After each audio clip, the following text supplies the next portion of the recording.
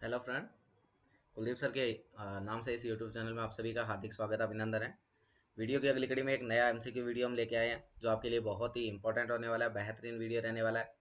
तो अगर आपको वीडियो पसंद आ रहे हैं तो चैनल को लाइक करना, शेयर करना और सब्सक्राइब करना ना भूलिएगा। ज़्यादा से ज़्यादा लोगों तक पहुँचाने का प्रयास करिएगा ताकि मैक्सिमम लोगों तक जो है इन वीडियो को पहुँचाया जा सके। तो हम देखते हैं, आज का हमारा एमसीक्यू वीडियो रहता है। तो कुछ एमसीक्यू इंपॉर्टेंट बात करते हैं हम वन बाय वन।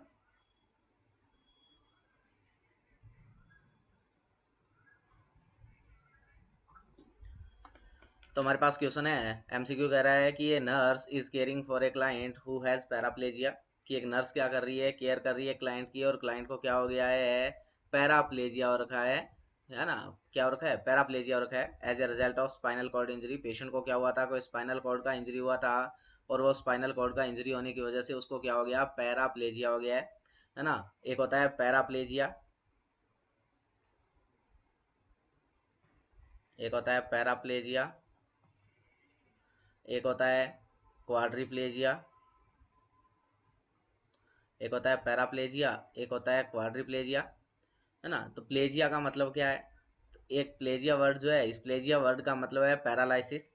जो हमारा प्लेजिया वर्ड है, इस प्लेजिया वर्ड का मतलब होता है पैरालाइसिस। और हमारे पास में ये जो पेशेंट है, नर्स कह रही है कि इस पेशेंट को क्या हो गया, पैरालाइसिस हो गया। और कैसा पैरालाइसिस है, तो इसको हाफ बॉडी का पैरालाइसिस हो गया। यानी कि पैरा का मतलब अगर बॉडी को दो पार्ट्स में डिवाइड किया जाए, एक पार्ट अपर पार्ट और दूसरा लोअर पार्ट, तो उसको उसमें से यानी कि एक पार्ट जो स्पाइनल कॉर्ड जहाँ से इंजर हुई है उसके नीचे नीचे का पार्ट जो है वो क्या हो गया है, पैरालाइज हो गया है किसी पर्सन का।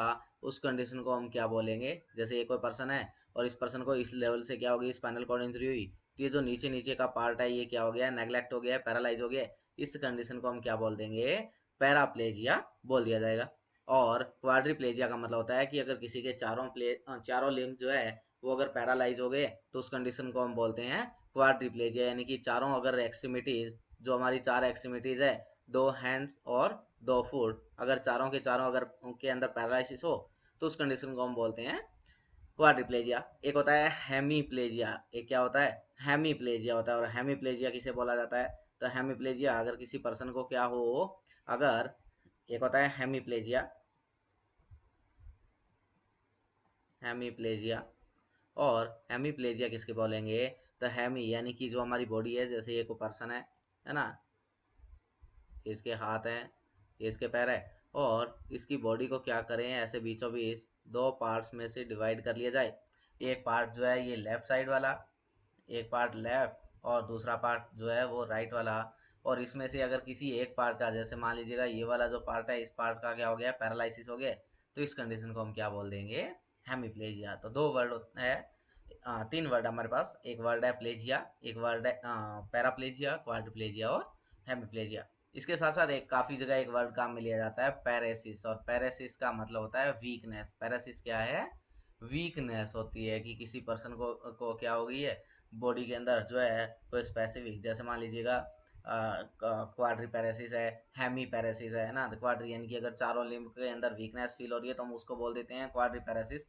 और अगर उसको क्या हो रही है, कोई दो लिम्ब के अंदर फील हो रही है, यानी कि आधी बॉडी, हाफ साइड बॉडी के अंदर हो रहा है, तो उसको हम बोल देते हैं हेमी पैरेसिस। तो पैरेसिस का मतलब है वीकनेस, और प्लेजिया का मतलब होता है पैरालाइसिस से होता है। तो एक पेशेंट हमारे पास जो आया है, स्पाइनल कॉर्ड इंजरी का पेशेंट है, और स्पाइनल कॉर्ड इंजरी होने की वजह से उसको क्या हो गया है, पैराप्लेजिया हो गया है।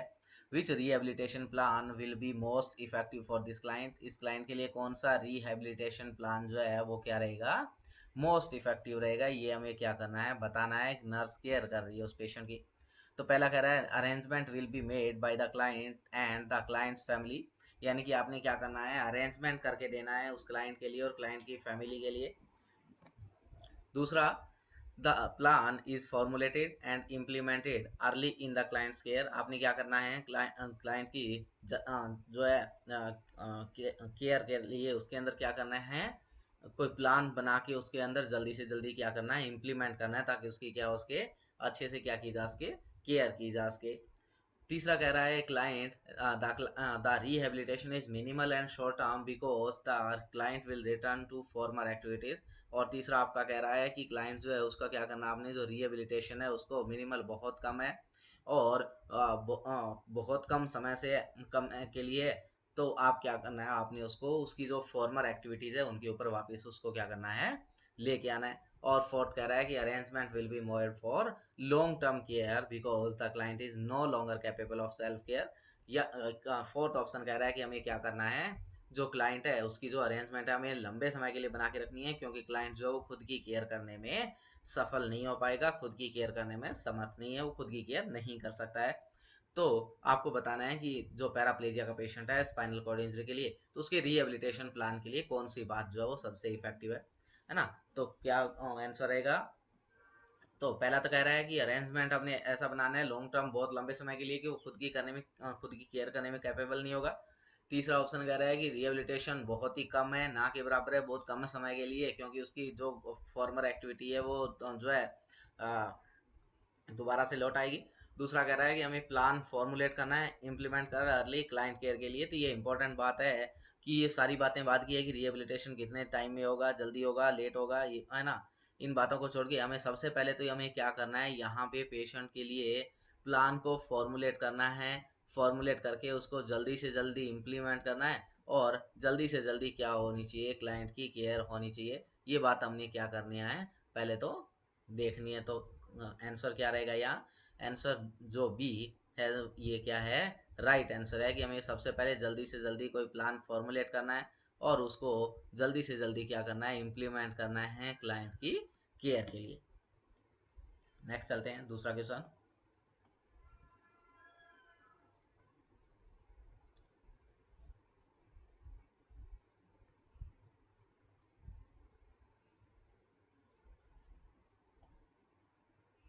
नेक्स्ट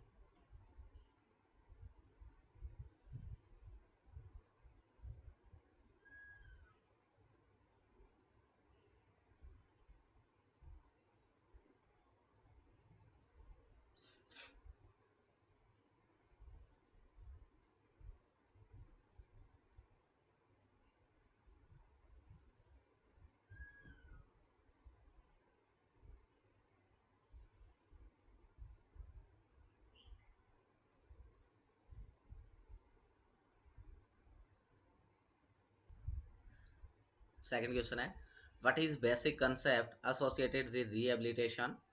यानी कि जो हम क्या करते हैं, रिहेबिलिटेशन जो करते हैं उसके साथ में जो बेसिक कंसेप्ट है वो क्या है, basic concept associated with rehabilitation that the nurse should consider when formulating discharge plan for client. की ये क्लाइंट के लिए जिसको आप रिहेबिलिटेशन के साथ लेके चल रहे हैं उसके लिए बेसिक कंसेप्ट क्या होना चाहिए, ये आपने बताना है। जो डिस्चार्ज प्लान के लिए बनाया गया है वो क्या होगा। तो पहला कह रहा है rehabilitation need are best made by the client's family and community resource. की जो रिहेबिलिटेशन है वो कहाँ से बहुत अच्छा मिलेगा, क्लाइंट के फैमिली से और उसके कम्युनिटी रिसोर्सेज से। दूसरा कह रहा है कि rehabilitation is speciality area with unique method for meeting client need. यानी कि रिहेबिलिटेशन के लिए क्या है, कोई स्पेशलिटी एरिया की जरूरत होती है जहाँ से वो क्या है क्लाइंट की आवश्यकता के अनुसार मिलता है। तीसरा कहता है इमीडिएट और potential rehabilitation need are exhibited by client with health problem. यानी कि आपने क्या करना है, तुरंत जरूरत तुरंत इमीडिएट और पोटेंशियली जो है क्या है, रिहेबिलिटेशन जो है वो कौन एग्जिबिट करता है, तो क्लाइंट की हेल्थ प्रॉब्लम के अनुसार क्या किया जाता है, उसको शो किया जाता है कि क्लाइंट को कैसी प्रॉब्लम है, तो उसके हिसाब से हम क्या करते हैं, वहाँ देखते हैं कि किस तरीके की रिहेबिलिटेशन थेरेपी की उसको ज़रूरत है। तो ये ऑप्शन जो है ये सही है, C option is a right. एक ऑप्शन यहाँ मिसिंग है, सॉरी। तो यहाँ जो सी आंसर है वो क्या रहेगा, राइट रहेगा कि पेशेंट जो उसको क्या करना आपने, कोई प्रॉब्लम हो गया है, रिहेबिलिटेशन करना आपने, और रिहेबिलिटेशन का जो बेसिक कंसेप्ट है वो किसके साथ में जुड़ा हुआ है, जिसको देख के आप क्या करते हैं, डिस्चार्ज प्लान बनाना चाहिए।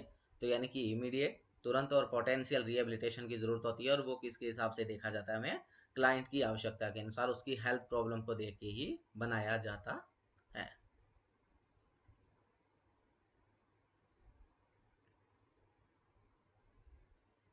नेक्स्ट थर्ड क्वेश्चन इज, और थर्ड क्वेश्चन है कि nurse is teaching a client. एक नर्स क्या कर रही है, क्लाइंट को टीच कर रही है। नर्स क्या कर रही है, टीच कर रही है किसको, एक क्लाइंट को। किसके लिए, बता रही है कि how to use call bell system की। ये जो कॉल बेल सिस्टम है, जो पेशेंट के साइड में क्या लगाई गई है, बेल लगा रखी है, किसको, नर्स को बुलाने के लिए, हेल्थ केयर प्रोवाइडर को बुलाने के लिए। वो कॉल बेल सिस्टम है, उसको किस तरीके से यूज करना है। Which level of Maslow hierarchy of need does this nursing action address, यानी कि कौन से टाइप की मास्लो हिरार्ची नीड थ्योरी है, उसके अनुसार ये जो है, ये सिस्टम जो है ये बताने का काम करता है ना। एक पेशेंट को समझा रही है नर्स, है ना। तो सबसे पहले तो हमें ये पता होना चाहिए कि मास्लो हिरार्ची थ्योरी क्या होती है। तो मास्लो हिरार्ची थ्योरी के बारे में अगर हम बात करें तो क्या है मास्लो हिरार्ची थ्योरी। तो हमने कहा कि मास्लो हिरार्ची थ्योरी जो है, इसको हिरार्ची ऑफ नीड थ्योरी के नाम से, इसको किस नाम से प्रोनाउंस किया जाता है, हिरार्ची ऑफ नीड, या Maslow hierarchy of need theory के नाम से इसको क्या किया जाता है, प्रोनाउंस किया जाता है। इन दोनों नामों से इसको जाना जाता है। चार बातें हैं इसमें। चार बातें क्या पूछी जा सकती है, आपको पूछा जा सकता है कि नीड टू सर्वाइव में कौन सी जो है हिरार्ची का लेवल रहता है ना। या आपको पूछा जा सकता है need for safety and comfort में कौन कौन सी बातें आती है। आपको पूछा जा सकता है इंटरपर्सनल नीड कौन कौन सी है, और इंट्रापर्सनल नीड कौन कौन सी होती है मास्लो हिरार्ची थ्योरी के अनुसार। तो आपने बताना है कि नीड टू सर्वाइव के अंदर जो हमारी फिजियोलॉजिकल नीड है, वो सारी की सारी, जैसे एयर, जो हमारी फिजिकल सेफ जो हमारी एयर है, यानी कि ऑक्सीजन है, फ्लूइड है, न्यूट्रिशन है ना, बॉडी है, बॉडी टेम्परेचर है, इलिमिनेशन है, शेल्टर यानी कि मकान जो है, हाउस, हाउस और सेक्स, ये सारी की सारी चीज़ें जो है ये किस में आती है, हमारी नीड टू सर्वाइव, यानी कि जो हमारी फिजियोलॉजिकल नीड है, air, food, water, shelter, nutrition, elimination, sex, ये सारी की सारी चीज़ें किस में, हमारी नीड टू सर्वाइव के अंदर आती है मास्लो हिरार्ची थ्योरी के अंदर। Need for safety and comfort के अनुसार कौन आता है, तो need for safety and comfort में आता है फिजिकल और साइकोलॉजिकल जो सिक्योरिटी है। क्या, यानी कि हमें क्या चाहिए होता है, सेफ्टी और सिक्योरिटी चाहिए होती है। और वो सेफ्टी और सिक्योरिटी किस चीज़ की चाहिए, तो हमें बॉडी की चाहिए, हमारी बॉडी सेफ होनी चाहिए, हमारे फिजिक्स जो है वो सेफ होनी चाहिए। और साइकोलॉजी, हमें हम मेंटली तौर से क्या रह सकें, तो स्वस्थ रह सकें, उसके लिए हमें मेंटली सेफ्टी सिक्योरिटी की भी ज़रूरत रहती है। तो need for safety and comfort में कौन आता है, तो आपका फिजिकल एंड साइकोलॉजिकल सिक्योरिटी आता है। अगर आपको पूछ ले इंटरपर्सनल नीड कौन कौन सी है, तो इंटरपर्सनल नीड में कौन है, आपकी जो लव और बिलोंगिंगनेस बोलिए, या लव एंड एक्सपेक्टेंस जो है, वो किसके अंदर आता है, हमारा इंटरपर्सनल नीड के अंदर आता है। और एक है इंट्रापर्सनल, जो हमारी सेल्फ स्टीम और सेल्फ एक्चुअलाइजेशन है, ये किसके अंदर आते हैं, इंट्रापर्सनल नीड के अंदर आती है। अब हम बात कर रहे थे कि Maslow hierarchy need of theory क्या है। तो Maslow hierarchy need of theory के अनुसार हमें क्या की गई, हमें पांच चीजें बताई गई, और उन पांच चीजों के हिसाब से हमें बताया गया कि इन इन चीजों की हमें क्या रहती है, धीरे धीरे जरूरत रहती है कि एक पर्सन जो है इन लेवल के हिसाब से अपनी क्या है, डिमांड को फुलफिल करता है। कि जैसे क्या हो गया, एक डिमांड पूरी हुई तो दूसरी, दूसरी पूरी हुई तीसरी, तीसरी के बाद चौथी, ऐसे चलता रहता है। तो सबसे पहले किसी पर्सन को क्या हुई, क्या चाहिए, उसकी फिजियोलॉजिकल नीड की डिमांड होती है। उसको क्या चाहिए होता है, उसकी फिजियोलॉजिकल नीड चाहिए होती है। और वो फिजियोलॉजिकल नीड क्या है, तो उसको physical safety, psychological safety, oxygen, fluid, nutrition, body temperature, ये सारी की सारी चीज़ें ज़रूरत होती है। जब ये सारी चीज़ें उसकी पूरी हो जाती है तो उसको फिर सेफ्टी और सिक्योरिटी की ज़रूरत होती है। उसको क्या चाहिए होता है, सेफ्टी और सिक्योरिटी चाहिए होता है, कि उसको जो है समाज में रहने के लिए एक अच्छा सेफ समाज की ज़रूरत होती है, ऐसा जहाँ पे जो है गुंडागर्दी का माहौल ना हो, ऐसा उन लोगों से वो बचने का, है ना।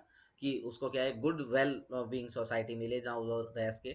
उसके बाद लव एंड बिलोंगिंगनेस, जहाँ उसको क्या है, कोई प्यार कर सके, ऐसा। और उसके बाद उसको क्या चाहिए, सेल्फ स्टीम, यानी कि उसकी क्या होनी चाहिए, कुछ अपनी इज्जत होनी चाहिए, और कुछ क्या होनी चाहिए, समाज के अंदर उसकी इज्जत होनी चाहिए, ऐसा जो है हम जो है मास्लो हिरार्ची नीड थ्योरी के अंदर देखते हैं। तो मास्लो हिरार्ची नीड थ्योरी क्या है, तो मास्लो हिरार्ची नीड थ्योरी बताती है कि पेशेंट की नीड होती है, सबसे पहले फिजियोलॉजिकल नीड, उसके बाद safety security, love and belongingness, self esteem और सेल्फ एक्चुअलाइजेशन, ये सारी की सारी नीड जो है पर्सन की चलती रहती है। तो हमें पूछा गया था कि नर्स क्या कर रही है, टीच कर रही है क्लाइंट को कि उसने क्या करना है, कॉल बेल सिस्टम को कैसे यूज करना है, ऐसा हमें बताना था। तो वो कैसे यूज करेगी, तो कॉल बेल सिस्टम को यूज करने के लिए किस पेशेंट के लिए, तो जब उसको क्या है, किसी कोई प्रॉब्लम आ रही है ना, कोई भी प्रॉब्लम हो गई है, कोई हेल्थ प्रॉब्लम हो गई है, किसी चीज़ की ज़रूरत है, और हेल्थ केयर प्रोवाइडर को बुलाना है, तब उसने क्या करना है, इसको यूज़ करना है। तो इसका मतलब है कि वो खुद की सेफ्टी के लिए, किसके लिए यूज़ कर रहा है, वो पेशेंट जो है वो खुद की सेफ्टी के लिए क्या करेगा, इसको यूज करेगा। और तो ये क्या है, सेफ्टी के जो प्रिंसिपल है उसके ऊपर क्या करती है, एक्ट करती है। कौन? जो हमारी मास्लो हिरार्ची नीड थ्योरी की जो कॉल बेल सिस्टम है, इसके हिसाब से किसके ऊपर डिपेंड करती है ये, सेफ्टी के रूल पे काम करती है। तो हमें किसकी पेशेंट को क्या बताना है कि ये सेफ्टी के लिए, जब भी तुम्हें कोई प्रॉब्लम आए तो उस दौरान तुम सेफ होने के लिए, तुम बचने के लिए मुझे क्या कर सकते हो, बुलाने के लिए इस कॉल बेल सिस्टम को यूज कर सकते हो, है ना। Next.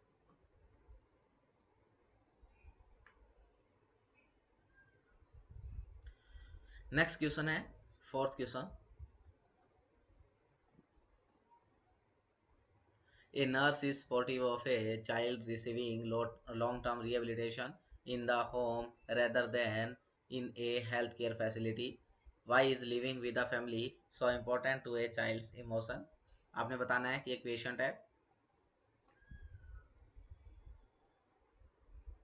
Sorry, a nurse is supportive of a child receiving long term rehabilitation, यानी कि क्या एक नर्स क्या काम कर रही है, जो child receiving long term rehabilitation centre है वहाँ पे क्या कर रही है, काम कर रही है। और क्या दे रही है वो, हेल्थ केयर फैसिलिटी प्रोवाइड कर रही है। क्या प्रोवाइड कर रही है, हेल्थ केयर फैसिलिटी क्या की जा रही है, प्रोवाइड की जा रही है। Why is living with the family so important to a child emotional development, और ये क्यों ज़रूरी है कि उस बच्चे के इमोशनल डेवलपमेंट साथ रह के फैमिली के लिए के लिए क्यों ज़रूरी है कि बच्चे का क्या हो, इमोशनल डेवलपमेंट हो, ऐसा आपसे पूछा गया है। तो पहला कह रही है कि प्रोवाइड रिवार्ड एंड पनिशमेंट, कि वो क्या करेगी, उसको रिवार्ड्स देंगी, अच्छा काम किया तो उसको, या तो उसको क्या करेगी, इनाम दिया जाएगा या उसको पनिशमेंट मिलेगा। चाइल्ड डेवलपमेंट इज स्पॉटेड, वहाँ क्या किया जाएगा, बच्चे के डेवलपमेंट को सपोर्ट किया जाएगा। तीसरा कह रहा है reflect the more of larger society, ये क्या करेगा, उसको एक बड़ी सोसाइटी की तरफ भेज देगा। और चौथा कह रहा है कि child's identity and role are learn, कि बच्चे की सोसाइटी और जो है चाइल्ड्स आइडेंटिटी और रोल उसको क्या किए जाएंगे, सिखाए जाएंगे। तो पहला कह रहा है कि वहाँ जो है, जो बच्चों के लिए जो लॉन्ग टर्म रिहेबिलिटेशन सेंटर बनाए गए हैं वहाँ उसको क्या करते हैं, जो नर्स है उसको क्या करेगी, रिवार्ड देगी या पनिशमेंट, तो ऐसा नहीं किया जाता है, वहाँ कोई रिवार्ड पनिशमेंट का सिस्टम नहीं रहता है। डेवलपमेंट को सपोर्ट नहीं करते हैं, डेवलपमेंट तो बच्चे की जो होनी है वो अपने आप ही होनी है ना। Growth and development of phenomena जो हम पढ़ते हैं उसके अंदर ग्रोथ जो है वो खुद से ही होती है, उसमें कोई सपोर्ट की ज़रूरत नहीं है। और ये क्या करेगा, उसको बड़ी सोसाइटी की तरफ भेजने का काम नहीं करेगा। ये क्या करेगा, उसको बताने का काम करेगा, उसको सिखाया जाएगा कि तुम्हारी आइडेंटिटी क्या है, तुम किस रोल, तुम्हारा रोल क्या है, या तुम्हें वो सारी चीज़ें उसको सिखाई जाएगी ताकि वो क्या ना करे, कल को बड़ा होके कोई गलत काम ना करे। ये रिहेबिलिटेशन किया जाएगा उसको बिहेवियर को क्या करने के लिए, मॉडिफाई करने के लिए, है ना। तो डी इज ए आंसर है ना। फोर्थ क्वेश्चन जो है उसका आंसर क्या रहेगा, डी।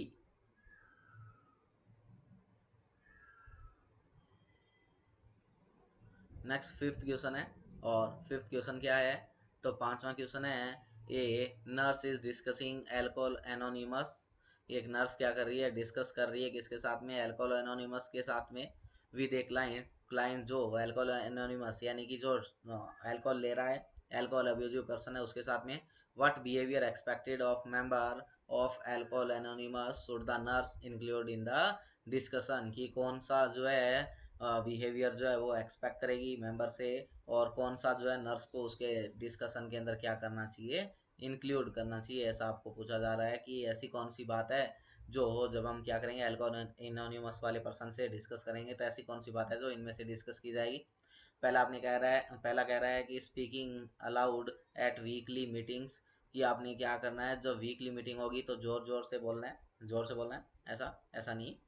दूसरा कह रहा है promise to attend at least 12 meeting yearly, आपने उससे प्रॉमिस करना, आपने उसको बोलना है कि वादा करो हमसे कि तुम हर साल 12 मीटिंग ये ज़रूर अटेंड करोगे। तीसरा कह रहा है maintaining control drinking after 6 month, कि आपने उसको बोलना है कि तुम जो है अपनी जो है हमें बताओ कि तुम अपनी जो ये ड्रिंक है, जो तुम शराब लेते हो उसके जो पैटर्न है उसको मेंटेन कर लोगे 6 महीने बाद तक, ऐसा। और चौथा कह रहा है acknowledging and inability to control the problem, कि उसको बताना है कि तुम्हारी कमी क्या है, तुम्हारे अंदर क्या ऐसी कमी है, उसको बोलना है कि बताओ जिससे तुम क्या नहीं कर पा रहे हो, अपनी प्रॉब्लम्स पे कंट्रोल नहीं कर पा रहे हो, तुम्हारे अंदर ऐसा क्या प्रॉब्लम है जिससे तुम्हें क्या करना है, प्रॉब्लम से छुटकारा नहीं पाते और डेली क्या करना पड़ता है, तुम्हें ड्रिंक करना पड़ता है। तो ये सही बात है कि आपने क्या करना है, उसको एक्नॉलेज करना है, उसको बताना है, उसको समझाना है कि तुम क्या है अपनी प्रॉब्लम्स पे कंट्रोल करने में नहीं कर पाते हो, इसलिए तुम क्या करना शुरू कर देते हो, ड्रिंक करना शुरू करते हो, ऐसा उसको बताना है ना। तो डी इज ए आंसर है। नेक्स्ट क्वेश्चन है,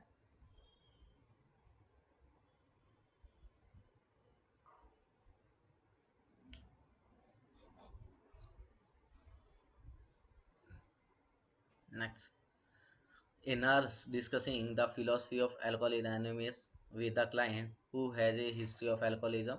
कि एक अल्कोहल एनोनिमस ग्रुप का पेशेंट आया, हिस्ट्री है उसमें किसका, अल्कोहलिज्म का। what need must self-help group such as alcohol anonymous meet to be successful। कि एक नर्स क्या कर रही है, डिस्कस कर रही है किसके साथ में, जो अल्कोहल एनोनिमस वाला पेशेंट है उसके फिलोसफी के साथ में डिस्कस कर रही है, उसके अंदर हिस्ट्री मिला है कि वो अल्कोहल लेता है। कौन सी जो है नीड है वो जो है अवश्य ही उसके अंदर जो है देखने को मिलेगी। जब आप देखेंगे सेल्फ हेल्प ग्रुप वाले जो है उसके अंदर पता लगाएंगे तो सक्सेसफुल देखने को मिलेगी। ट्रस्ट, ट्रस्ट देखने को मिलेगा, ग्रोथ देखने को मिलेगी, बिलोंगिंगनेस देखने को मिलेगी, या इंडिपेंडेंस देखने को मिलता है, ऐसा।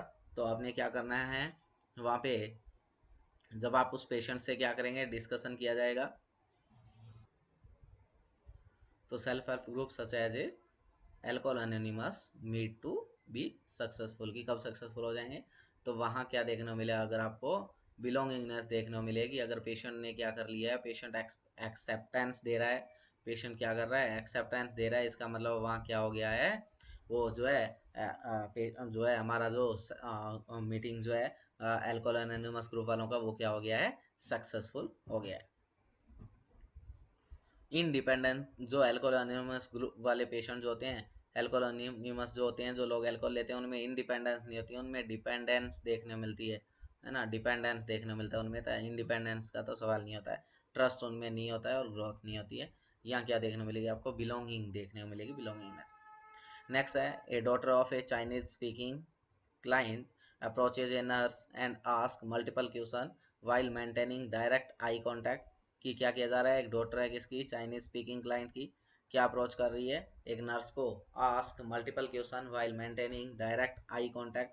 कि वो बहुत सारे क्वेश्चन पूछे जा रहे हैं उससे डायरेक्ट आई कांटेक्ट के through, when what culturally related concept does the daughter's behaviour reflect. कि कौन सा ऐसा कल्चरल रिलेटेड कंसेप्ट है जो क्या किया जाएगा, उस डॉटर डॉटर के थ्रू जो है बिहेवियर के थ्रू शो किया जाएगा। पहला कह रहा है प्रीजोडिस, दूसरा कह रहा है स्टीरियोटाइपिंग, तीसरा कह रहा है एसिमिलेशन, और चौथा कह रहा है एंथनोसेंट्रिज्म। तो क्या होगा, तो क्या देखने को मिलेगा, ए सिमिलेशन जो है आपको क्या होगा यहाँ पे देखने को मिलेगा, यहाँ ए सिमिलेशन देखने को मिलता है, ए सिमिलेशन।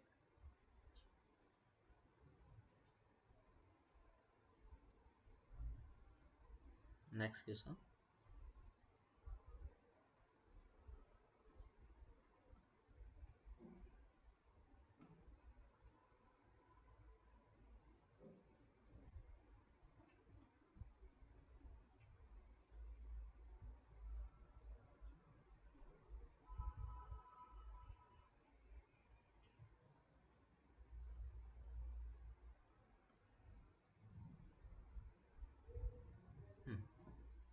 नेक्स्ट क्वेश्चन है, a nurse manager work on a unit where the nursing staff member are uncomfortable taking care of a client from cultures that are different from their own।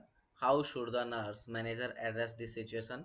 कि क्या हो रहा है, एक नर्स मैनेजर है, work कर रहा है एक यूनिट पे जहाँ पे क्या है, नर्सिंग स्टाफ मेंबर जो है वो अनकंफर्टेबल है, किसके लिए, एक स्पेसिफिक अलग अलग कल्चर से जो पेशेंट है उनके ऊपर केयर देने के लिए। How should the nurse manager address this situation. तो how should the nurse manager address this situation, किस तरीके से वो नर्स मैनेजर जो है इस सिचुएशन को एड्रेस करेंगे, पता लगाएंगे, इसका बताएंगे, है ना। तो assign article about various culture so that they can become more acknowledgeable. कि क्या किया जाएगा, उनको क्या बोला जाएगा कि तुम क्या करो, अलग अलग कल्चर पे क्या करो, असाइनमेंट बनाओ, उनके बारे में अलग अलग कल्चर्स के बारे में आर्टिकल्स तैयार करो, ताकि तुम्हें क्या हो, वहाँ पे ज़्यादा से ज़्यादा जो है उनके बारे में नॉलेज हो। दूसरा कह रहा है relocate the nurses to unit where they will not have to care for client from a variety of culture. या आप क्या करो, रीलोकेट कर लो नर्सेज की जो यूनिट्स है, जहाँ से अलग अलग वेराइटी ऑफ कल्चर्स की नर्सेज को क्या कर लो, केयर करने के लिए अलग अलग यूनिट में। तीसरा कह रहा है कि rotate the nurses assignment so they have an equal opportunity to care for client from other cultures. या क्या किया जाए, रोटेट करें नर्सेज के जो असाइनमेंट है उनको क्या किया जाए, अलग अलग जो है कल्चर से लेके अलग अलग कल्चर के क्लाइंट से, और उनको क्या किया जाए, इक्वल अपॉर्चुनिटी दी जाए केयर के लिए। चौथा कह रहा है plan a workshop that offer opportunity to learn about the cultures they might encounter while at work. या क्या किया जाए, एक प्लान वर्क किया जाए, एक वर्कशॉप किया जाए, और उस वर्कशॉप के अंदर क्या किया जाए, अपॉर्चुनिटी ऑफर की जाए सीखने के लिए अलग अलग कल्चर्स के बारे में। तो ऐसा किया जाए। तो ये जो है ये अच्छी बात रहती है कि क्या किया जाए, कि वहाँ क्या किया जाए, एक वर्कशॉप किया जाए, और उस वर्कशॉप के अंदर क्या करें, अलग अलग जो नर्सेज हैं उनको क्या किया जाए, सीखने के लिए अपॉर्चुनिटी दी जाए। ये इंपॉर्टेंट बात रहती है। तो यहाँ डी आंसर जो है ये राइट रहेगा, कि अलग अलग कल्चर के पेशेंट्स है उनके लिए जो नर्सिंग मैनेजर है वो क्या कर रहे हैं, नर्सिंग स्टाफ के लिए कुछ सिचुएशंस जो है, प्रॉब्लम्स आ रही है, उनको फाइंडिंग करने के लिए क्या करें, तो एक वर्कशॉप करवाया जाए और उसमें सीखने के लिए सभी को क्या है, दिया जाए। तो D is a right.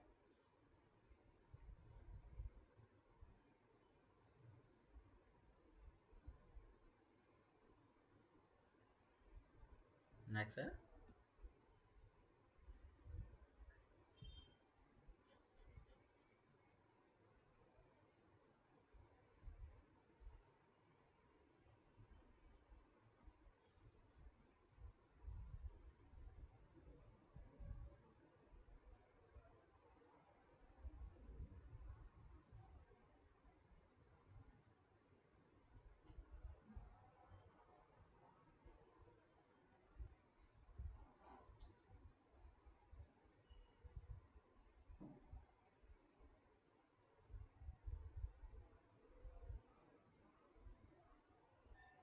Next है, nurse is teaching A parenting class. Nurse क्या कर रही है, टीच कर रही है एक पेरेंटिंग क्लास के अंदर। What should the nurse suggest about managing the behaviour of young school age child. क्या किया जा रहा है, सॉरी,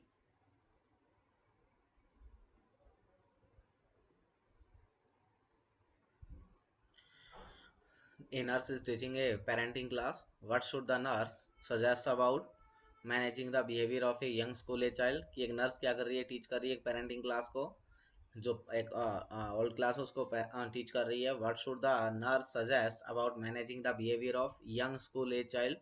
कि नर्स जो है वो किस तरीके से सजेस्ट करेगी अब जो यंग स्कूल एज चाइल्ड है उनके बिहेवियर को मैनेज करने के लिए। पहला कह रहा है कि अवॉइड आंसरिंग क्वेश्चंस। दूसरा कह रहा है give the child a list of expectation. कि तीसरा कह रहा है be consistent about establish rule.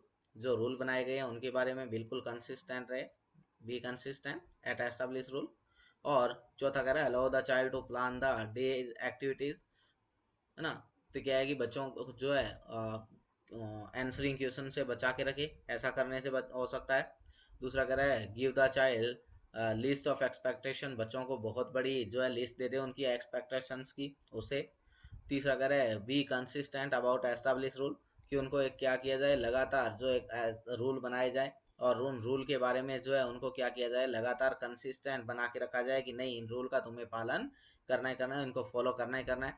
और चौथा कह रहा है allow the child to plan the day activities. तो क्या करना है आपने, जो सी ऑप्शन है कि क्या करने हैं, रूल बनाने हैं, और बच्चों को उन रूल के ऊपर क्या करना है, कंसिस्टेंट करके रखना है, बिल्कुल यही इंपॉर्टेंट बात रहती है। और इसी तरीके से क्या किया जा सकता है, जो यंग स्कूल एज चाइल्ड है उनके बिहेवियर को क्या किया जा सकता है, मैनेज करके रखा जा सकता है।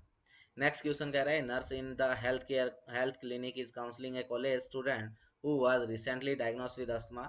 एक क्या है कि हेल्थ क्लिनिक पे काउंसलिंग की गई है, कॉलेज स्टूडेंट है अभी भी रिसेंटली डायग्नोस हुआ है अस्थमा के साथ में। On what expect of care should the nurse focus. कि ऐसी कौन सी एक्सपेक्ट है, कौन सी ऐसी चीज़ है नीचे दी गई में केयर करने के लिए, उसके ऊपर नर्स क्या करेगी, फोकस करेगी। तो हमने कहा कि अस्थमा क्या है, तो अस्थमा एक क्या है, रेस्पिरेटरी प्रॉब्लम है। अस्थमा क्या है, एक रेस्पिरेटरी प्रॉब्लम है।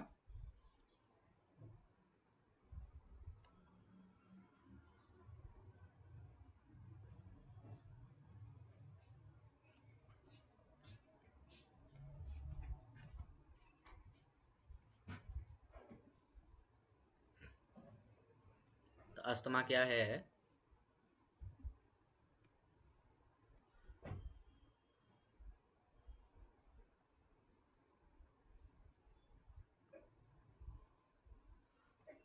It is a respiratory disorder. जो अस्थमा है वो क्या है, एक रेस्पिरेटरी डिसऑर्डर है। और रेस्पिरेटरी डिसऑर्डर होने का कारण क्या है, तो एलर्जन जो है इसका सबसे बड़ा कारण रहता है कि ये किसकी वजह से होता है, एलर्जन की वजह से होता है। कॉज इसका कौन है, एलर्जन है ना। क्या होता है इसमें, इसमें क्या हो जाती है, जो हमारी ब्रोंकाइज है, क्या होता है इसमें, तो जो ब्रोंकाई है उन ब्रोंकाई का क्या हो जाता है इसमें, ब्रोंकाई ब्रोंक्यूल्स का क्या हो जाता है, जो हमारा रेस्पिरेटरी एयरवे उसमें क्या हो जाता है, स्पाजम हो जाता है। और अचानक स्पाजम होने की वजह से क्या हो सकता है, पेशेंट के अंदर रेस्पिरेटरी अरेस्ट हो सकता है। क्या हो सकता है, रेस्पिरेटरी अरेस्ट हो सकता है ना।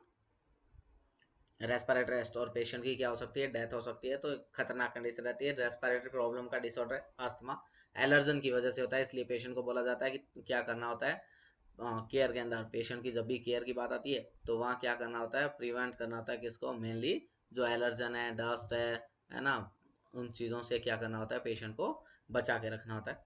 तो अस्थमा के साथ में पेशेंट डायग्नोस हुआ है और पेशेंट को क्या करना है, अपने नर्स फोकस कर रही है उसके केयर के ऊपर। तो कौन सी ऐसी चीज़ है जिस पे फोकस करना है, पहला कह रहा है कि teaching how to make a room allergy free. उसको टीच करना है कि तुम अपने रूम को एलर्जी फ्री कैसे कर सकते हो, इस बात पे टीच करें। दूसरा कह रहा है कि referring to a sport group for individual with asthma, कि इसको क्या कर दो, रेफर कर दो जो स्पोर्ट करने वाले ग्रुप है, इंडिविजुअल जो अस्थमा के साथ इंडिविजुअल होते हैं उनको स्पोर्ट करने वाले पेशेंट है उनके पास। तीसरा कह रहा है arranging with the college to ensure a speedy return to classes, कि कॉलेज को ऐसे अरेंज करो कि ताकि तुरंत तुरंत क्या हो, स्पीडी रिटर्न, तुरंत से क्या हो जाए, क्लासेज की बारी आए और पता लग जाए। और चौथा कह रहा है कि in evaluating whether the necessary lifestyle changes are understood, कि उसको बताना है कि तुम्हें क्या करना है, अपनी जो लाइफस्टाइल है उसको कैसे चेंज किया जा सकता है, उसके के अंदर क्या क्या चेंजेस करनी है ये समझना होगा। ये तुम पता लगा लो कि तुम्हें किस चीज़ से एलर्जी होती है, कौन तुम्हारा एलर्जन है, किस चीज़ से तुम्हें एलर्जी हो रही है, और जिन चीज़ों से तुम्हें एलर्जी होती है उन चीज़ों को क्या कर दो, तुम अवॉइड कर दो ऐसा। और इस तरीके से तुम अपनी क्या कर लो, लाइफ स्टाइल मॉडिफिकेशन कर लो, ये सबसे अच्छी बात है। और यही काम हमने क्या करना है, वहाँ करवाना है, life style modification, life style modification. तो इंपॉर्टेंट बात रहती है ना। ताकि लाइफस्टाइल मॉडिफिकेशन करेगा, खुद के बारे में इवेल्यूएट करे, पता लगाए कि उसको किस चीज़ से एलर्जी है, तो फिर क्या हो सकता है, उससे जो है एलर्जन से बचा जा सकता है। और अस्थमा को जो है अस्थमा अस्थमा जो का जो अटैक आ रहा है उससे क्या हो सकता है, उससे बचा जा सकता है। तो जो है हमारा कुछ एमसीक्यूज थे जो इम्पोर्टेंट रहते हैं। वीडियो के अगले तो कड़ी में हम एक और नया एमसीक्यू वीडियो लेके आएंगे, तो उसके लिए बने रहिएगा। और आप मेरे साथ ऐसे ही जुड़े रहिएगा लगातार नई नई वीडियो देखने के लिए। वीडियो अगर पसंद आया हो तो चैनल को लाइक करना, शेयर करना और सब्सक्राइब करना ना भूलिएगा। Thank you so much.